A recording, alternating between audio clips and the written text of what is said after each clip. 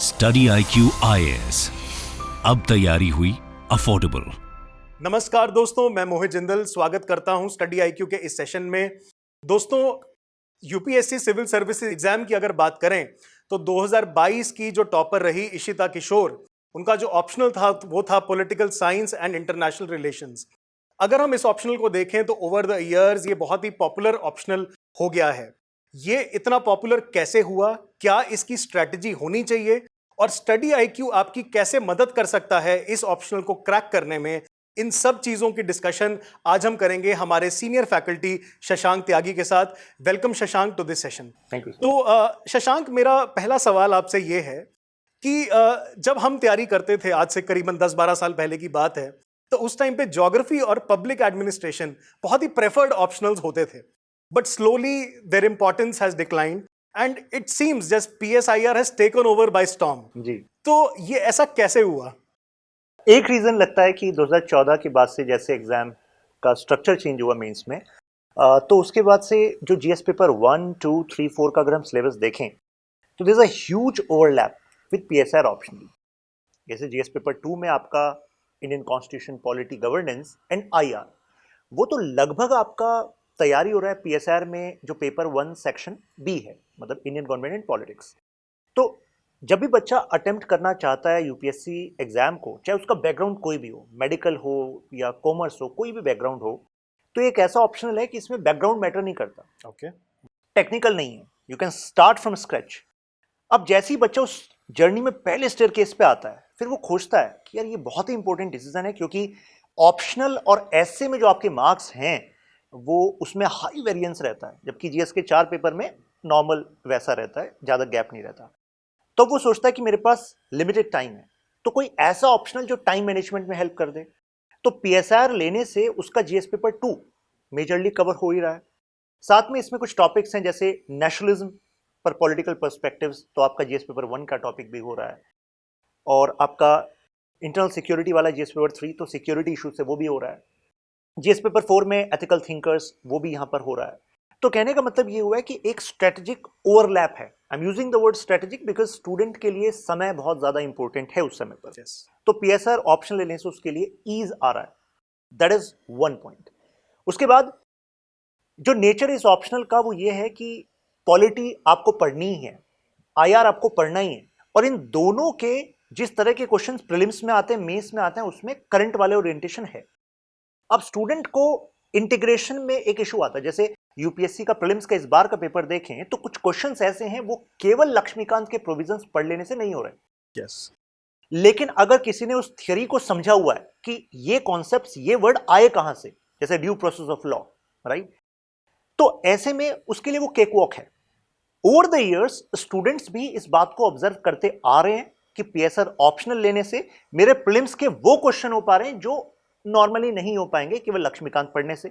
Mains में मुझे strategic advantage मिल रहा है, और करंट्स को कैसे लिंक करूं वो भी मुझे ऑप्शनल के थ्रू खुद ही मिल रहा है। So that is another reason.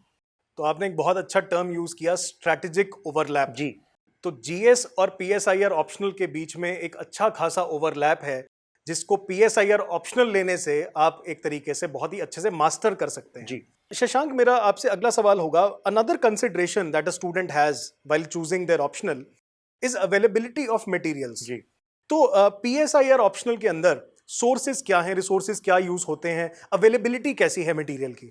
ये सबसे बड़ा प्लस पॉइंट है, क्योंकि पॉलिटिकल साइंस IR नाम से ही पता लग रहा है कि एक पार्ट में हम पॉलिटिकल आइडियाज की बात करते हैं, थियरी थॉट्स की बात करते हैं, फिर सेकंड में उसका एप्लीकेशन की बात करते हैं। ऑलरेडी आपके पास स्टैंडर्ड बुक्स भी हैं, you have OP Gauba, Andrew Heywood and others. हमारा जो खुद का कंटेंट होता है, मार्केट में भी कितना कंटेंट ऑलरेडी इस पर अवेलेबल है, और उस कंटेंट का एक्चुअली एप्लीकेबिलिटी डायरेक्ट पता लग जाती है जब आप PYQs देखते हैं। तो आप प्रीवियस ईयर क्वेश्चंस देखिए, वो क्वेश्चंस डायरेक्टली हो पा रहे हैं जो मार्केट में कंटेंट है।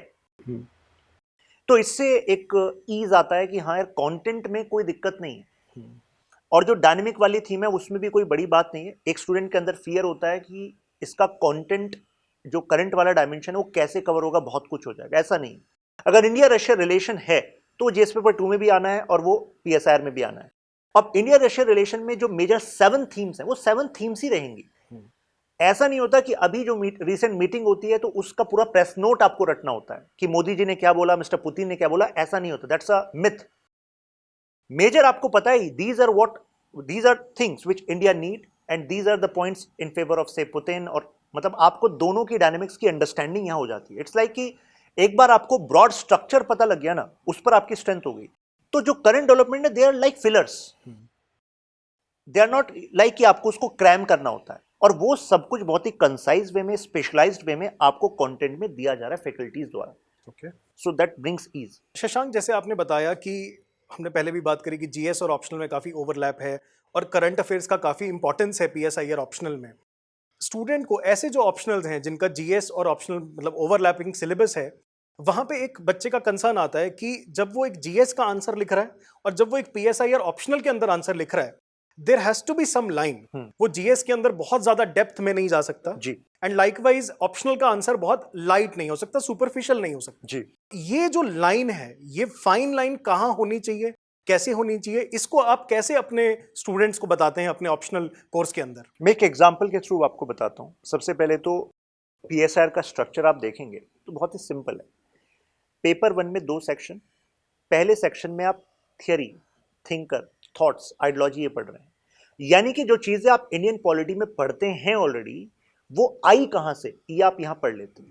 फिर इसका डायरेक्ट एप्लीकेशन आप आईजीपी पार्ट में कर रहे हैं, यानी कि इंडियन गवर्नमेंट एंड पॉलिटी। उसका सिलेबस क्या है, वैसा ही जैसा इंडियन पॉलिटी वाला है, यानी कि वहां पर हम स्टार्ट करते हैं historical background of Indian constitution, salient features of Indian constitution, then सारे पार्ट्स हम करते हैं, part 1, part 2, citizenship, fundamental right, DPSP etcetera. जब मैंने बता दिया कि इसका एप्लीकेशन यहां पर है, तो जाहिर सी बात है जब हम आईजीपी में आंसर लिखेंगे तो हम अपनी उस स्पेशलाइजेशन को शो कर देंगे, और वो भी कोई बहुत बड़ी बात नहीं है। Example, consider question that discuss the reasons why fundamental duties were not included in original constitution of India. अब यही क्वेश्चन जीएस पेपर 2 में भी आ सकता है, और यही क्वेश्चन आईजीपी में आ गया, पीएसआर में।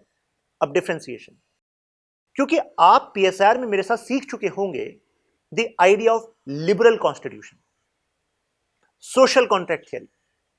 तो जब ये हथियार, ये तरीके आपको सिखा दिए गए हैं जो ऑलरेडी हमारे constitutional framers during the debate use कर रहे थे, तो आप इसका इस्तेमाल एज अ रेफरेंस कर देते हैं अपने पीएसआर के आंसर में। यानी कि क्या करेंगे, आप थियरी को कोट करेंगे, आप स्कॉलर्स को कोट कर देते हैं, आप कॉन्स्टिट्यूशनल डिबेट को कोट कर देते हैं, क्योंकि वो अंडरस्टैंडिंग स्टोरी लाइन के थ्रू आपके दिमाग में आ चुकी है ऑलरेडी। लेकिन जब आप जीएस का आंसर लिख रहे हैं तो वहां पर आप social contract theory, liberal constitution, ये आइडियाज वहां पर नहीं यूज करने होते। वहां पर आप इंडियन कॉन्स्टिट्यूशन की जर्नी, इंडियन पॉलिटी की journey, what was the need which was felt during the Indira Gandhi government, क्यों उन्होंने फिर सरदार स्वर्ण सिंह कमेटी का गठन किया, बनाया, then the recommendations, then observation of Miss Gandhi, तो वो वाली चीजें आप कोट करते हैं, फिर उस आइडिया के बारे में आप कोट करते हैं, राइट। थोड़ा सा एनालिसिस लाने के लिए मैं हमेशा एडवाइस करता हूं कि अपने आंसर में एक्स फैक्टर रखें। तो जीएस के आंसर्स में भी आई एडवाइस कि कॉन्स्टिट्यूशनल डिबेट को हम डालते हैं, but theory, scholar, that creates the difference. Very well explained. Shashank, मेरा अगला सवाल आपसे ये है कि ऑप्शनल सब्जेक्ट के अंदर अक्सर बहुत सारे सोर्सेज होते हैं जो रेफर करने पड़ते हैं, and I am sure PSIR में भी बहुत सारे बुक्स हो सकते हैं रेफरेंस के लिए। हमारे पीएसआईआर ऑप्शनल के लाइव कोर्स के अंदर कंटेंट के पॉइंट ऑफ व्यू से हम बच्चे को क्या प्रोवाइड करवा रहे हैं? सबसे पहला, क्लास के दौरान हमारा बहुत ही कॉम्प्रिहेंसिव डिस्कशन है, जिसमें कि हर एक टॉपिक ही नहीं, मतलब उसके अंदर जो सब टॉपिक है, सब टॉपिक वाइज जो क्वेश्चन आते हैं वो भी आपको क्लास में दिखाए जाते हैं। That's how we have structured the whole programme. जैसे एक यूनिट है, यूनिट के अंदर ये टॉपिक है, तो उस टॉपिक से क्या आया, फिर उसके अंदर सब टॉपिक से क्या आया, वो भी आपको साथ साथ में दिखाया जाता है।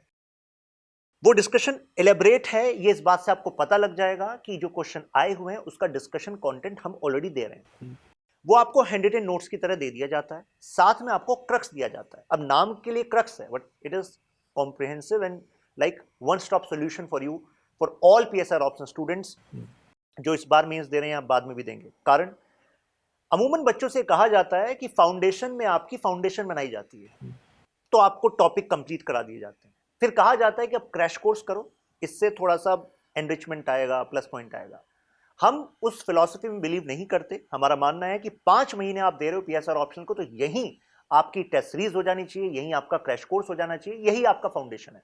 Okay. सो जो एडिशनल बुक्स बच्चों को बाद में पढ़ने के लिए कही जाती है या बच्चों को मतलब बाद में इतने सारे लिंक दिए जाते हैं, हम सब उसको कंपाइल करके क्रक्स में दे रहे हैं। मींस अगर किसी टॉपिक से मुझे पता है कि एंड्रयू हेविट का ये वाला पार्ट बहुत अच्छा है, so that part is mentioned in your crux with specific source कि एंड्रयू हेविट है, ओपी गाबा है, ये अहीर है, हमने सब वहीं मेंशन कर दिया है। ठीक है। So that one crux is quite comprehensive. इसके अलावा जो भी डिस्कशंस होते हैं क्लास में मेरे साथ, उसके हैंड रिटन आंसर्स, पीवाईक्यूज के हैंड रिटन आंसर्स वो भी बच्चे को दिए जाते हैं, जिससे उसको एग्जैक्टली पता लग सके। क्योंकि टाइप में उसको वो दिमाग में वो आइडिया नहीं हो पाता कि अच्छा अगर 10 मार्क का क्वेश्चन है 150 वर्ड्स लिखने तो अमूमन कितना पेज लगेगा, कहाँ पैरा चेंज करना है वो एग्जैक्ट, तो फील और वो प्रैक्टिस क्लास सीख ली जाती है। तो content wise it is like कि no loose ends, right, comprehensive. तो दोस्तों मैं यहाँ पे आपको बता दूं, जैसा शशांक ने हमें बताया कि स्टडी आईक्यू के PSIR ऑप्शनल कोर्स के अंदर content has been well taken care of. इसके अंदर लेक्चर्स के साथ साथ आपको डिटेल्ड लेक्चर नोट्स जो हैं वो PDF की फॉर्म में प्रोवाइड कराए जाएंगे। इसके अलावा क्लास के जो हैंड रिटन नोट्स हैं उनको भी आपको प्रोवाइड कराया जाएगा। और शशांक, अगर मैं लेक्चर नोट्स और हैंड रिटन नोट्स के अलावा बात करूं तो अप्लाइड एस्पेक्ट्स में अगर मैं बात करूं तो कुछ वर्कबुक स्टाइल भी प्लान है आपका? यस, मैं दो और इनिशिएटिव्स के बारे में बताऊंगा। जब आप क्रक्स देखते हैं अपने, तो क्रक्स में नीचे मतलब एंड में हम वर्कबुक देते हैं। वर्कबुक का मतलब होता है छोटी सी एक्सरसाइज देते हैं। उसका पर्पस केवल ये है कि जब आप उन नोट्स को रिवाइज कर चुके हैं, क्लास आपने ले ली, क्लास के दौरान आपको सब समझ में आ गया, जब आप रिवाइज कर चुके हैं तो just to make sure that you have understood the content in applied sense कि हाँ इसका इस्तेमाल कैसे करना है। इस वजह से हमने एक्सरसाइज दी हुई है कि इस पर्टिकुलर थिंकर को हमने दे दिया और अब आप केवल क्योंकि पढ़ चुके तो बताओ कि इसकी कौन कौन सी स्टेटमेंट्स जो हैं आप इस पर्टिकुलर कंटेक्स्ट में यूज करेंगे। कंटेक्स्ट ऊपर दिया हुआ है। तो इस तरीके से after that practice you will be sure कि हाँ मुझे मैं इस कंटेंट को एब्जॉर्ब कर चुका हूं, क्योंकि अल्टीमेटली पढ़ना ही नहीं है, उसका इस्तेमाल करना है। तो हमने इस्तेमाल पे उसको एक्टिव कंटेंट बनाया है। दूसरा, एक PSR न्यूज़लेटर हमारा इशू होता है जो वीकली इशू होता है। उसमें हमने जो सबसे बड़ा पेन पॉइंट अमूमन स्टूडेंट का होता है कि सर IR वाला पार्ट है, तो ठीक है कि थीम्स हैं, बट IR के जो इतने सारे आर्टिकल आते रहते हैं, क्या पढ़ें क्या ना पढ़ें, या IGP वाला पार्ट है, उसके इतने सारे आर्टिकल आते रहते हैं, क्या पढ़ें या ना पढ़ें। हमने एक जगह वीकली कंपाइलेशन आपको दे दिया है, केवल आपको वो रीड करना है। उसमें हमने मेजर इश्यूज भी सब कवर कर दिए हैं, साथ में उससे जो एक्सपेक्टेड क्वेश्चन है वो भी दे दिया है। मैं चाहता हूं कि जो स्टूडेंट PSR ऑप्शन ले रहा है तो उसको ड्यू एडवांटेज प्रीलिम्स में मिले, तो इस वजह से प्रीलिम्स टिडबिट्स दिया हुआ है। ओके। साथ में जो एक्सपेक्टेड क्वेश्चंस बन सकते हैं MCQ बेस्ड, वो भी लास्ट में दिया हुआ है। सो इट्स लाइक कि PSR न्यूज़ लेटर फॉलो करना है और उसके बाद करंट से नहीं डरना है। और शशांक, अगर मैं कंटेंट के बाद बात करूं तो second most important aspect of any optional is answer writing. जी, आंसर राइटिंग को आप कैसे अप्रोच करते हैं in your course? Within the class as I said कि किसी भी टॉपिक के नीचे हम बताते हैं क्वेश्चन है, और जब अंडरस्टैंडिंग स्टूडेंट की बिल्ड हो जाती है उसके बाद हम आंसर बिल्डिंग करते हैं। मतलब सिखाते हैं स्टेप बाय स्टेप कि देखो इंट्रोडक्शन में ये पॉइंट लिखने, these are the 3 points you need to write, why you need to write, और अगर इसमें अभी यहाँ पर एग्जामिन है, अगर यहाँ पर एक्सप्लेन हो जाता तो कैसे आप चेंज करते। तो यानी कि आंसर बिल्डिंग हम क्लास में ही सिखाते हैं, उसका मॉडल आंसर देते हैं। क्योंकि हमारे प्रोग्राम में अब इंटीग्रेटेड टेस्ट सीरीज है, तो स्टूडेंट को पता है कि जैसे इस सैटरडे को टेस्ट होने वाला है, तो ऑल द स्टूडेंट्स नो कि इस सैटरडे को टेस्ट है, तो मुझे जितना मैंने अभी तक किया मुझे रिवाइज करना है, टॉपिक्स ऑलरेडी पता है उनको। तो इस बहाने वो प्रैक्टिस हो जाता है, और जब वो आंसर राइटिंग करेंगे तो उसके बाद टेस्ट के बाद डिस्कशन होगा, तो they know the feedback as well. तो इस तरीके से फाइन ट्यूनिंग क्लास के साथ ही हो रही है। और क्या इन टेस्ट्स की इवैल्यूएशन जो है वो भी प्रोवाइड कराई जाएगी स्टूडेंट्स को? जी, टेस्ट की इवैल्यूएशन होता है, प्लस आपका आंसर डिस्कशन भी होता है। और शशांक, अब मैं एक अगर तीसरे एस्पेक्ट की बात करूं after content and answer writing, previous year questions काफी इंपॉर्टेंट होते हैं फॉर एनी ऑप्शनल।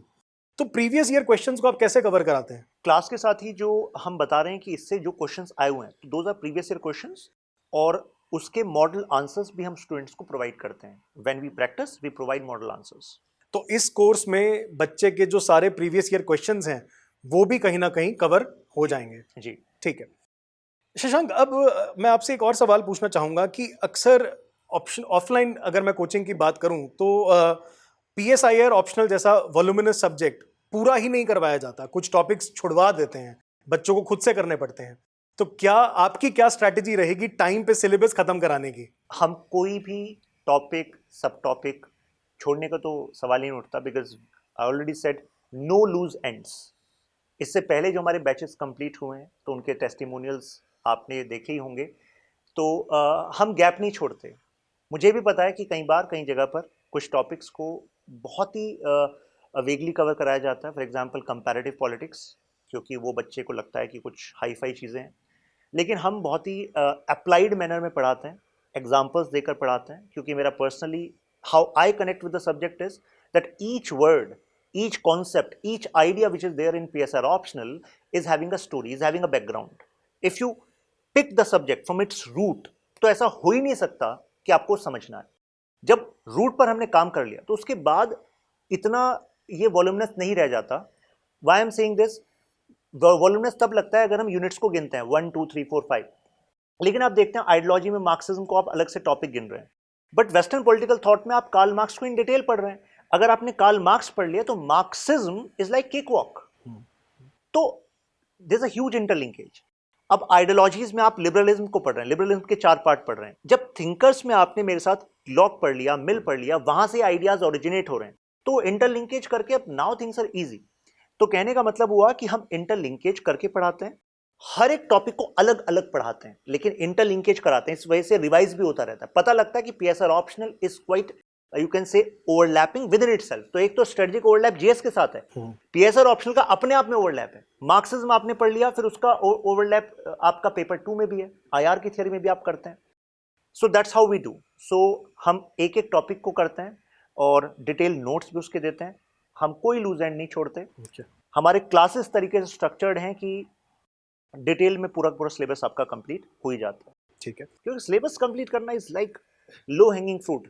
मेन है वो एक्सपर्टीज डेवलप करना, हमारा फोकस उस पर है। शशांक, उन बच्चों को आपका क्या एडवाइस होगा जो इस समय इवैल्यूएट कर रहे हैं कि वो कौन सा ऑप्शनल लें, या मैं इसको अलग तरीके से पूछूं कि how can a student gauge their interest और एप्टीट्यूड इन दिस ऑप्शनल? उसके लिए क्या स्टेप्स होंगे? सबसे पहला तो है, जैसे सर ने कहा कि इंटरेस्ट कैसे पता करें, तो इंटरेस्ट तभी होता है जब मिलना हो जाता है आपको, तभी तो इंटरेस्ट डेवलप होगा। तो ऐसे में आप प्रीवियस ईयर क्वेश्चंस को देख लीजिए, आप सिलेबस को देख लीजिए, आपका पीएसआर ऑप्शनल की वीडियोस हैं स्टडी IQ यूट्यूब चैनल पर। आप प्लेलिस्ट में जाएंगे तो वहाँ पर आपको टॉपिक वीडियोस भी मिल जाएंगी, थिंकर्स की मिल जाएगी, थ्योरी मिल जाएगी, तो आप उससे आप कनेक्ट होने लगेंगे, राइट।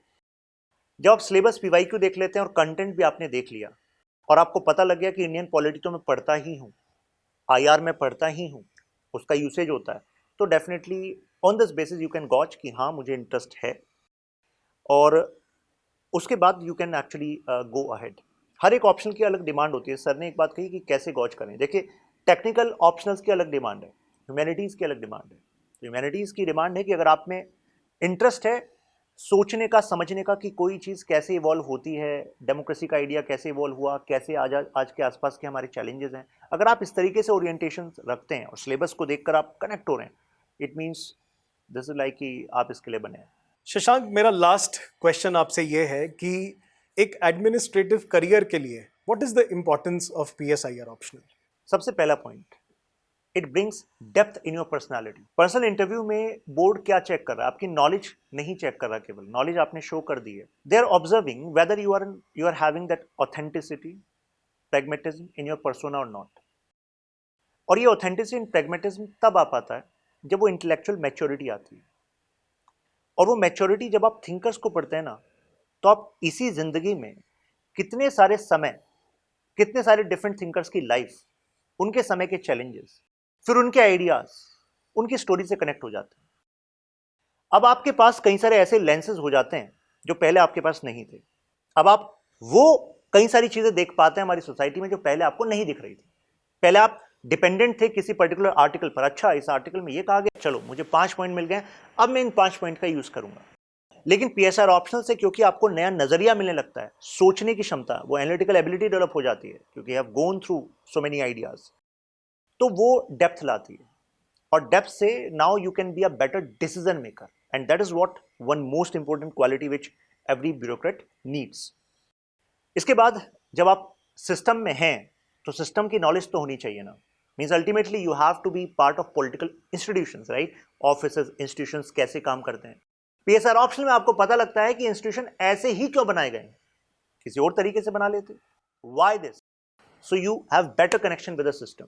और इसके बाद you are being part of Indian politics, तो पॉलिटिक्स के बारे में अंडरस्टैंडिंग, कैसे काम करती है, कैसे बदला जाता है, तो मुझे लगता है कि पॉलिटिकली स्मार्ट होना हर किसी के लिए बहुत जरूरी है। So PSR optional is giving you that opportunity. I think that's very well explained. Thank you, Shashank, for joining us in this session and sharing your insights. Thank you sir. तो दोस्तों, अगर आप भी स्टडी IQ के PSIR optional course by Shashank Tyagi में enrol करना चाहते हैं तो डिस्क्रिप्शन में दिए गए लिंक पे क्लिक करें और आप हमारी ऐप या वेब से ये कोर्स परचेज कर सकते हैं और शशांक सर से पढ़ सकते हैं। Thank you so much for listening to us. Thank you and God bless. Study IQ IAS, अब तैयारी हुई अफोर्डेबल।